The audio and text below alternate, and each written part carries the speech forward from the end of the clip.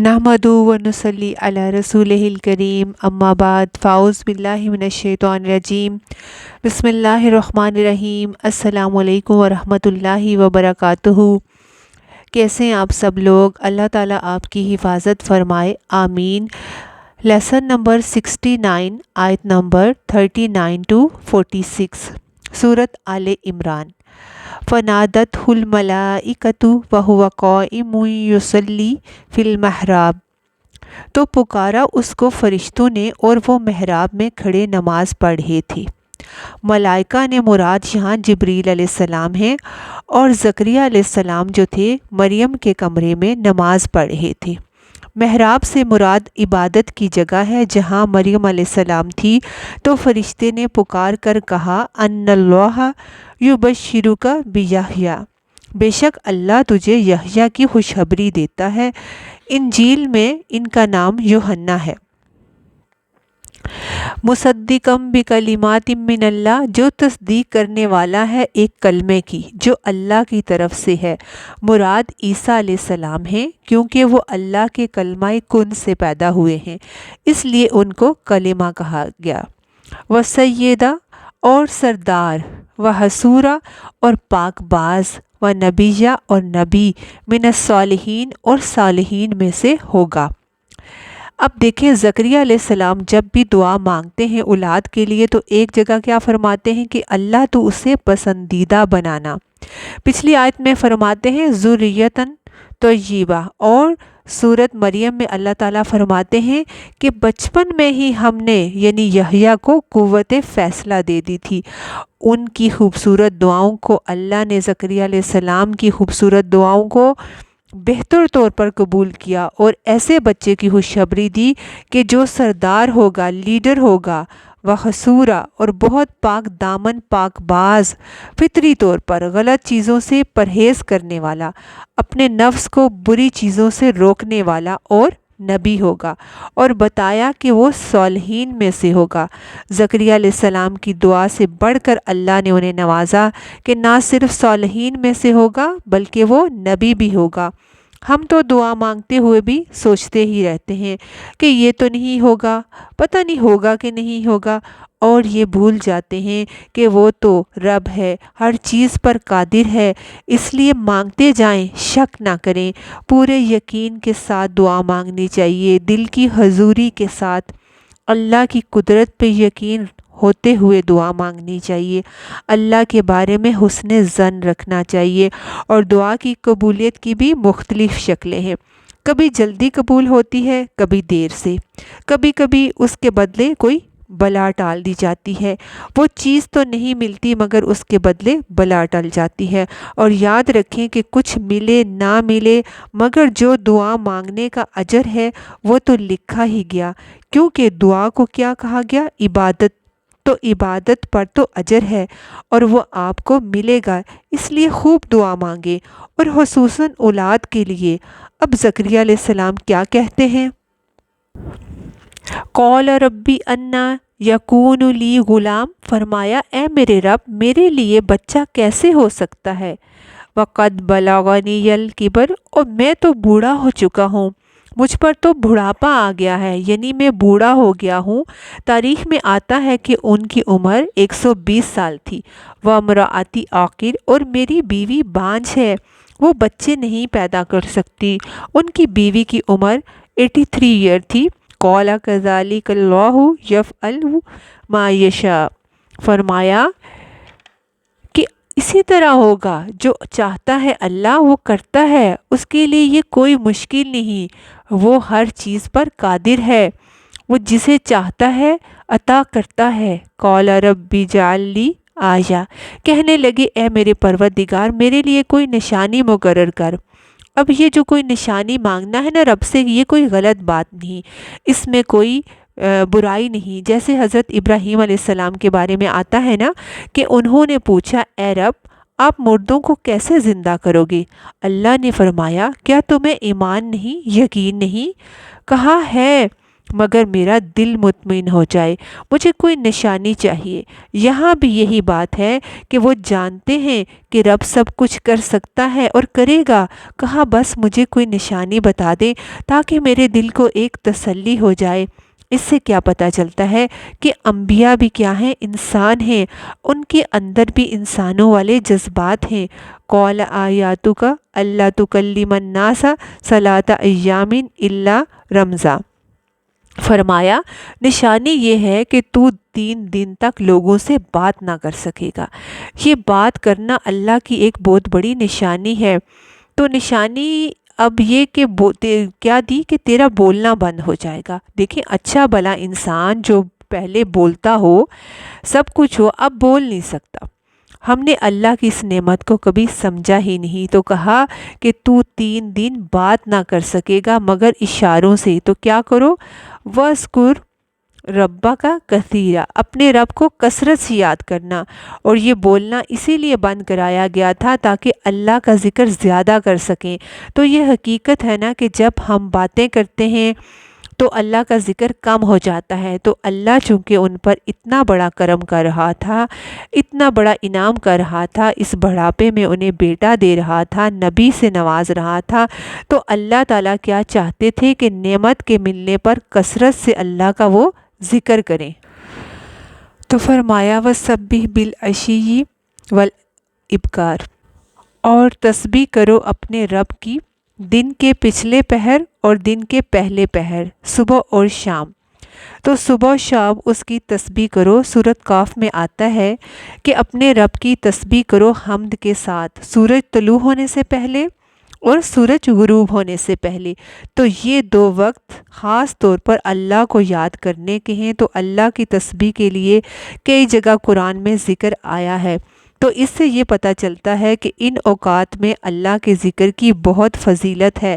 تو صبح و شام کی جو دعائیں ہیں وہ آپ پابندی سے پڑھا کریں، اور ان کا وقت کیا ہے؟ سورج نکلنے سے پہلے اور سورج غروب ہونے سے پہلے، یہ افضل وقت ہیں۔ لیکن اگر آپ بھول جائیں کبھی پڑھنا تو سورج نکلنے کے بعد بھی ان کو پڑھ سکتے ہیں، منع نہیں ہوتا۔ اسی طرح سورج غروب کے بعد بھی پڑھ سکتے ہیں، مگر افضل وقت 2 ہیں۔ نبی صلی اللہ علیہ وآلہ وسلم نے فرمایا مجھے ایسے لوگوں کے ساتھ بیٹھنا حضرت اسماعیل علیہ السلام کی اولاد میں سے 4 غلام آزاد کرنے سے زیادہ پسند ہے جو نماز فجر سے طلوع آفتاب تک اللہ کا ذکر کرتے ہیں، اور مجھے ایسے لوگوں کے ساتھ بیٹھنا 4 غلام آزاد کرنے سے زیادہ پسند ہے جو نماز عصر سے غروب آفتاب تک اللہ کو یاد کریں۔ اور یاد کرنے کی بھی کئی قسمیں ہوتی ہیں، اور حدیث میں جو بنی اسماعیل علیہ السلام کا ذکر کیا گیا ہے تو تمام نسل انسانی میں بنی اسماعیل کو فضیلت دی گئی ہے۔ احادیث سے پتہ چلتا ہے کہ اولاد اسماعیل جو ہے اس کو فضیلت دی گئی ہے باقی نسل انسانی پر۔ اصل فضیلت سب کی تقوی کی وجہ سے ہے، مگر جس کو اللہ چاہے وہ چن لیتا ہے۔ تو یہ ہم نے پیچھے بھی پڑھا تھا، تو یہ اللہ کی مرضی ہے۔ بہرحال خلاصہ یہ ہے کہ ان اوقات میں ذکر کرنا عام دن کے اوقات میں ذکر کرنے سے زیادہ افضل ہے۔ اور تسبیح کیا ہوتی ہے؟ اللہ کو پاک قرار دینا۔ کس چیز سے؟ کہ وہ ہر نقص سے پاک ہے، کامل ہے، مخلوق کی تشبیہ سے کہ اس جیسا کوئی نہیں، اور نماز پڑھنا جو ہے اس میں دونوں چیزیں آ جاتی ہیں۔ اس لیے قرآن مجید میں بعض اوقات تسبیح کا لفظ نماز کے لیے بھی آتا ہے۔ حضرت زکریا علیہ السلام کو اللہ نے کہا کہ 3 دن تو باتیں نہ کرنا، بس اللہ کی تسبیح کرنا صبح شام۔ وَإِذْ قَالَتِ الْمَلَائِكَةُ يَا مَرْيَمُ، اور جب کہا فرشتوں نے اے مریم، اور یہاں بھی جبریل علیہ السلام مراد ہیں فرشتوں سے، اگرچہ جمع کا صیغہ ہے۔ یہ عربی زبان کی خوبی ہے کہ اس میں ایک خاص جو ہے وہ آپشن ہے اسم جنس کی۔ تو جب اسم جنس استعمال ہو تو اس میں جمع کا لفظ بھی آئے تو سنگولر کے معنی دیا جا سکتا ہے۔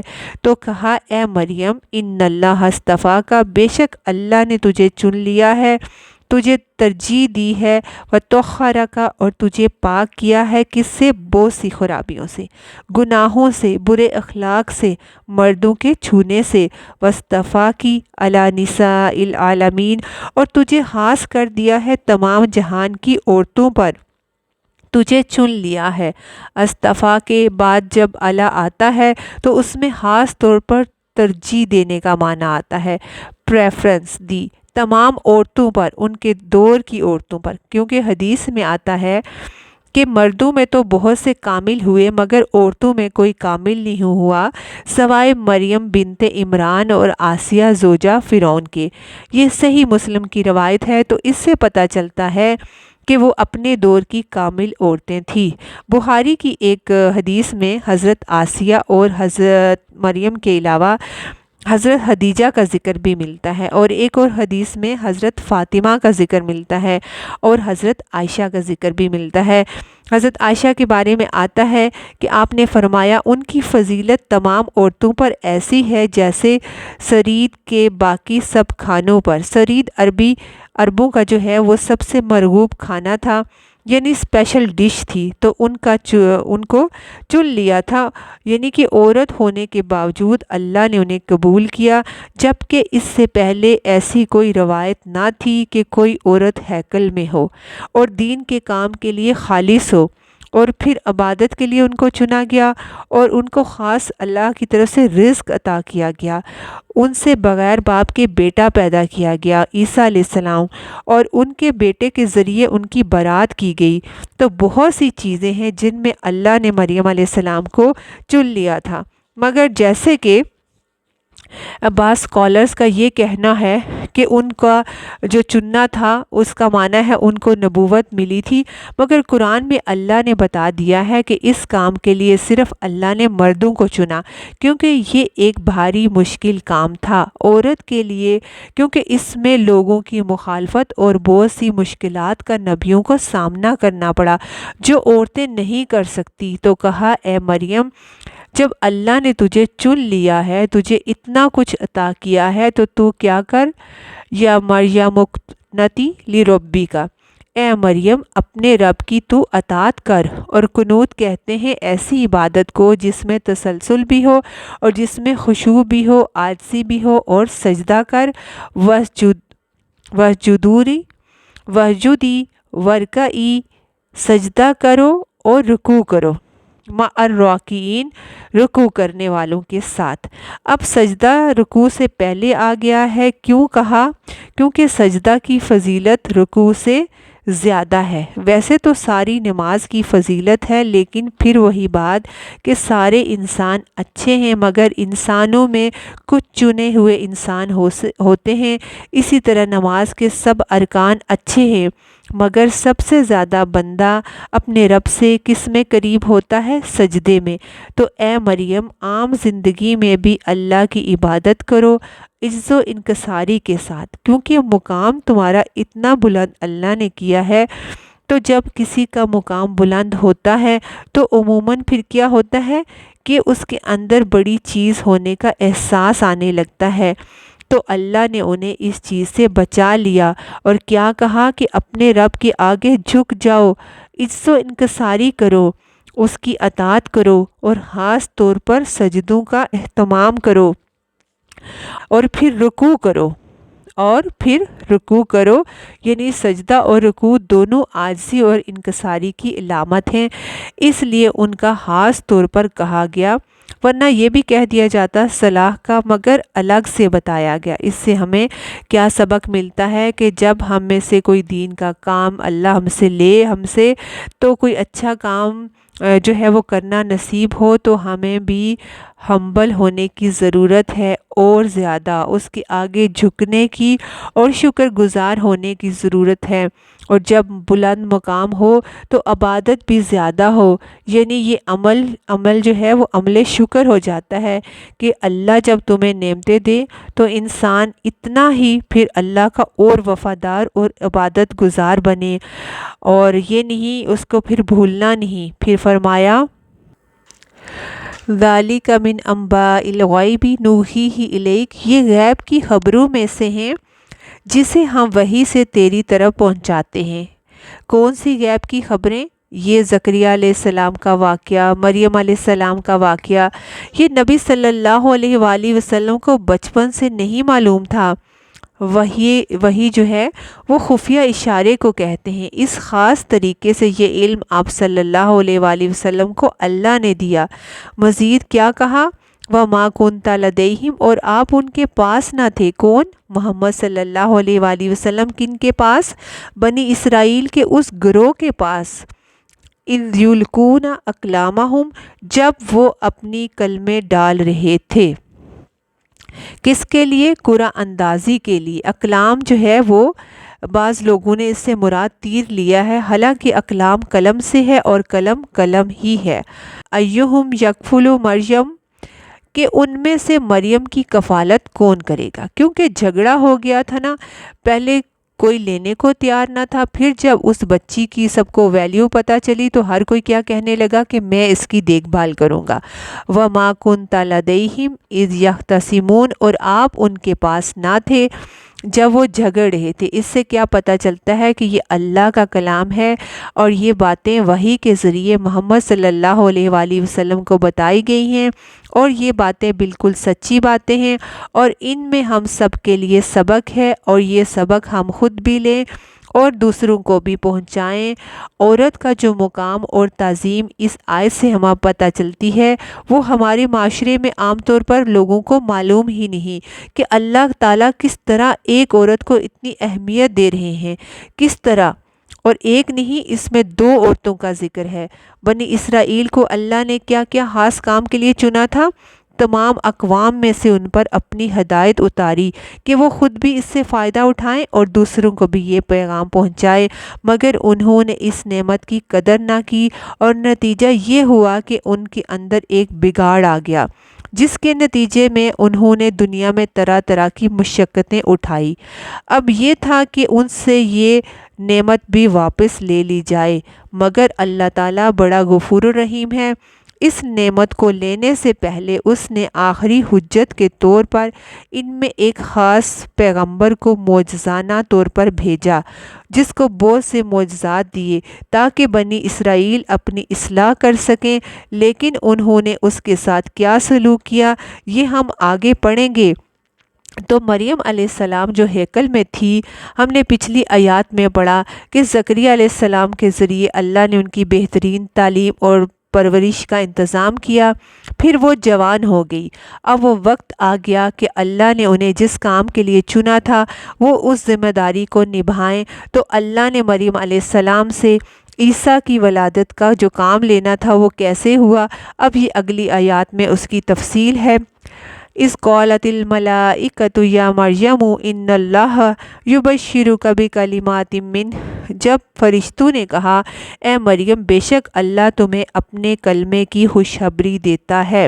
ملائکہ سے مراد جبریل ہیں، جنہوں نے انسان کی شکل میں مریم علیہ السلام کے پاس آ کر انہیں خوشخبری دی کہ اللہ تمہیں ایک کلمے کی خوشخبری دیتا ہے جو اس کی طرف سے ہے، یعنی یہ کلمہ اس کی طرف سے ہے۔ اور وہ کلمہ کیا ہے؟ وہ بات جس میں عیسیٰ علیہ السلام کی پیدائش کی خوشخبری تھی، یعنی وہ کلام جو خوشخبری پر مشتمل تھا۔ ایک معنی یہ ہے کلمے کا، اور دوسرا بھی معنی ہے کلمے سے مراد عیسیٰ علیہ السلام ہیں۔ اور ان کو کلمہ کیوں کہا جا رہا ہے؟ کیونکہ وہ کلمہ کن سے پیدا ہوئے تھے۔ تو یہاں کلمے سے مراد وہ خوشخبری یا وہ چیز جس کی بشارت دی جا رہی ہے، عیسیٰ علیہ السلام کی ولادت کی بشارت، اور یہ بشارت منہ اس کی طرف سے، اللہ کی طرف سے آئی ہے، اور یہ ولادت اللہ کے اذن سے ہوگی۔ فرمایا اسمہ المسیح، اس کا نام مسیح ہوگا۔ اب ان کا نام مسیح تو نہ تھا، لیکن ان کا لقب تھا۔ اسم جو ہے یہ ایک جامع لفظ ہے جس میں لقب، کنیت، نام سبھی کچھ آ جاتا ہے، ٹھیک ہے؟ تو ان کو مسیح کیوں کہا جاتا ہے؟ ان کی اس میں بہت سی خصوصیات کا ذکر ہے جو اس ایک لفظ کے اندر ہے۔ کہ وہ زمین میں چل پھر کر تبلیغ کا کام کریں گے، یعنی زمین کی مسافت سیاحت کریں گے، اور جس بیمار پر وہ اپنا ہاتھ پھیریں گے اس کو اچھا کر دیں گے، اور خوبصورت بھی تھے اور صدیق کے معنوں میں بھی آتا ہے۔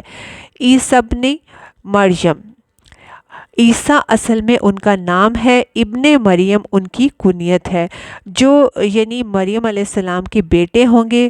تفصیل سے ان کا تعارف کروایا جا رہا ہے، پورے نام بتائے جا رہے ہیں، کسی پیغمبر کا اتنی تفصیل سے نہیں نام لیا گیا، اور اس لیے سب واضح کیا جا رہا ہے کہ لوگوں نے ان کے بارے میں غلط باتیں بنا رکھی تھی کہ وہ اللہ کے بیٹے تھے، تو بتایا جا رہا ہے وہ مریم کے بیٹے تھے، اور پھر بشارت دیتے ہوئے صرف یہی نہیں بتایا گیا کہ تمہارے بیٹا ہوگا، بلکہ بیٹے کی جگہ لفظ کلمہ بتایا گیا، جو کہ خود ایک بامعنی لفظ ہے، اور پھر نام پورا بتایا گیا، اور مزید اس کی صفات کے وجیہاں فی الدنیا والآخرہ، وہ دنیا اور آخرت میں معزز ہوگا، وَمِنَ الْمُقَرَّبِينَ، اور اللہ کے مقربین میں سے بہت قریبی لوگوں میں سے ہوگا۔ یہ بہت ہی اعلیٰ مقام ہے جو کسی بھی انسان کو ملے کہ خالق کائنات اسے قریب کر لے، اپنا محبوب بنا لے۔ اس میں ان لوگوں کے لیے بڑی بشارت ہے کہ جو اللہ سے محبت کرتے ہیں، کیونکہ آپ جس سے محبت کرتے ہیں اس کے قریب ہونا چاہتے ہیں، اور یہ کس چیز کی محبت اور کسی چیز کی نہیں، اللہ کی محبت ہے جو ہر چیز سے بلند ہے۔ کسی کو اللہ کا قرب مل جائے یہ بہت بڑے آنر کی بات ہے۔ تو یہاں حضرت عیسیٰ علیہ السلام کا مقام مرتبہ بتایا جا رہا ہے کہ وہ اللہ کے مقرب ترین بندوں میں سے ہیں۔ ہم بھی اللہ کے مقرب بن سکتے ہیں۔ سب سے زیادہ انسان کب اللہ کے قریب ہوتا ہے؟ سجدے کی حالت میں، اللہ کی خاطر قربانی کرنے سے، اللہ کی خاطر اخلاص اختیار کرنے سے، ان کاموں کے کرنے سے جو اللہ کو پسند ہیں، اور نیکی میں جلدی کرنے سے، نیکی میں سستی نہ کریں۔ جو اچھا کام پتہ چلے کر لینا چاہیے، کیونکہ سورۃ واقعہ میں مقربین کی یہی صفات بتائی گئی ہیں، لیکن ہماری عام عادت کیا ہے؟ ٹال مٹول کر لیں گے پھر، اور ہم کئی دفعہ نیکی کے بڑے بڑے مواقع کو گنوا دیتے ہیں۔ یہ ہمیں قیامت کے دن احساس ہوگا، ابھی تو ہمیں احساس نہیں ہوتا۔ اور فرشتے نے مزید اس بچے کے بارے میں مریم علیہ السلام کو کیا بتایا کہ وَيُكَلِّمُ النَّاسَ فِي الْمَهْدِ وَكَهْلًا، اور وہ لوگوں سے گہوارے میں کلام کرے گا، اور ادھیڑ عمر میں بھی۔ اب مہد جو ہے گہوارے کی بات تو سمجھ میں آتی ہے کہ بالکل چھوٹے تھے تو انہوں نے بات کی اپنی والدہ کے دفاع میں، اور اپنی والدہ پر جو الزام تھا اس کی تردید میں وہ بولے تھے، کیونکہ وہ اللہ کی قدرت سے بغیر باپ کے پیدا ہوئے تھے۔ تو مریم علیہ السلام پر یہود نے الزام لگا دیا تھا کہ یہ نعوذ باللہ ولد الزنا لے کر آئی ہیں۔ اس کی تفسیر سورۃ مریم میں آیت 29 سے 33 میں اس کی تفسیر ہمیں ملتی ہے کہ مریم علیہ السلام جب بچے کو اٹھا کر واپس اپنی قوم کے پاس آئیں تو انہوں نے انہیں تانے دینے شروع کر دیے، تو اللہ کے حکم سے مریم علیہ السلام نے بچے کی طرف اشارہ کر دیا، تو لوگ کہنے لگے کہ ہم اس بچے سے کیا بات کریں گے، وہ تو پنگوڑے میں ہے۔ اس پر وہ بچہ پنگوڑے میں بول اٹھا کہ میں اللہ کا بندہ ہوں، اللہ نے مجھے کتاب دی ہے اور مجھے نبی بنایا ہے اور مجھے مبارک بابرکت بنایا ہے۔ جہاں کہیں بھی ہوں میں، اور جب تک میں زندہ ہوں، نماز اور زکوٰۃ ادا کرتا رہوں اور اپنی والدہ کے ساتھ اچھا سلوک کرتا رہوں، اور مجھے اس نے جو ہے وہ جابر بدبخت نہیں بنایا، اور اس سلام مجھ پر جس دن میں پیدا ہوا اور جس دن میں مروں گا اور جس دن میں دوبارہ زندہ کر کے اٹھایا جاؤں گا۔ اور یہ سب باتیں انہوں نے کوئی بچگانہ انداز میں نہیں کی تھی، بلکہ میچور آواز میں صحیح طرح سے، اور سب لوگ اس وقت سن رہے تھے، مگر وہ پھر بھی نہیں مانے۔ جب دل پر پردہ آ جائے تو پھر انسان کو کچھ سمجھ نہیں آتی۔ وَقَہْلَ، اور جو دوسری ادھیڑ عمری کا کہا تو وہ بات یہ تھی کہ بڑے ہو کر جو ان کا انداز تھا بولنے کا وہ عام لوگوں سے مختلف تھا۔ بڑے ہو کر تو بولتے ہیں سبھی، مگر کچھ لوگ دوسروں سے مختلف بولتے ہیں۔ جب وہ بولتے ہیں تو کام کی بات بولتے ہیں، جما کے بولتے ہیں، دوسروں کے دل ہلا کر بولتے ہیں۔ عیسیٰ علیہ السلام کو بھی اللہ نے ایسی ہی خصوصیت دی تھی۔ ان کے بارے میں لوکا کی روایت میں آتا ہے کہ 12 سال کی عمر میں مسیح نے پہلی بار ہیکل میں تعلیم دی، یعنی ابھی چھوٹے تھے کہ ہیکل میں پڑھانا شروع کیا، لیکن اس کم سنی کے باوجود ان کی تعلیم، حکمت اور معرفت، کلام کی بلاغت، لب و لہجے کی عظمت اور جلالت کا یہ عالم تھا کہ فقیہ، سردار، کاہن، ہیکل کے تمام عملہ جو تھا وہ دم بہود رہ گیا، یعنی سب کو انہوں نے چپ کرا دیا، کوئی ان کے مقابلے میں بولنے والا نہیں تھا، حالانکہ وہ ابھی عمر میں چھوٹے تھے۔ ہر طرف ان کی شہرت پھیل گئی، یعنی ہلچل مچ گئی، خلقت ان پر ٹوٹ پڑی، یعنی اتنا وہ زبردست بولتے تھے۔ حالانکہ وہ بن باپ کے بیٹے کو کون سنتا ہے، جس کی ماں پر الزام لگایا گیا ہو اور جس بچے کو ہر جگہ مذاق کا نشانہ بنایا جاتا تھا، تو ایسے بچے کی کسی سوسائٹی میں کیا مقام ہوتا ہے۔ لیکن ان کی شکل و صورت، ان کا انداز کلام، ان کی باتیں، ان کا اسٹائل ایسا تھا جس کی وجہ سے ان کا رعب اور دبدبہ سب پر پڑا، اور اتنے وجیح تھے کہ دشمنوں کے بیچ میں رہنے کے باوجود کسی کی اتنی جرأت نہیں ہوتی تھی کہ وہ ان کے منہ پر کچھ کہہ سکیں، یعنی جو کچھ بھی وہ برا کہتے تھے وہ ان کے پیچھے کہتے تھے۔ یہ دراصل ایک غیبی مدد تھی جو اللہ نے ان کو عطا کر رکھی تھی، تو اس لیے ان کی باقی صفات کے ساتھ خاص طور پر ان کے یہاں پہ جو ہے وہ انداز کلام کا جو ہے وہ ذکر ہے، اور فرمایا وَمِنَ الصَّالِحِينَ، اور وہ صالحین میں سے ہوگا۔ صالح کون ہوتا ہے؟ جس کا ظاہر بھی اچھا ہو، جس کا باطن بھی اچھا ہو، جس کی نیت عمل بھی اچھا ہو، جو نفاق اور شرک سے پاک ہو، جو حسد اور بغض سے پاک ہو۔ تو یہ ساری صفات کس کی ہیں؟ عیسیٰ علیہ السلام کی، جن کو اللہ نے اپنے کام کے لیے چن لیا تھا۔ تو آج جو ہے حضرت عیسیٰ علیہ السلام کے بارے میں اتنا ہی ہم جانتے ہیں۔ اگلے لیسن میں اگلی آیات کے میں جو ہے وہ مزید جانیں گے انشاءاللہ تعالی۔ السلام علیکم ورحمۃ اللہ وبرکاتہ۔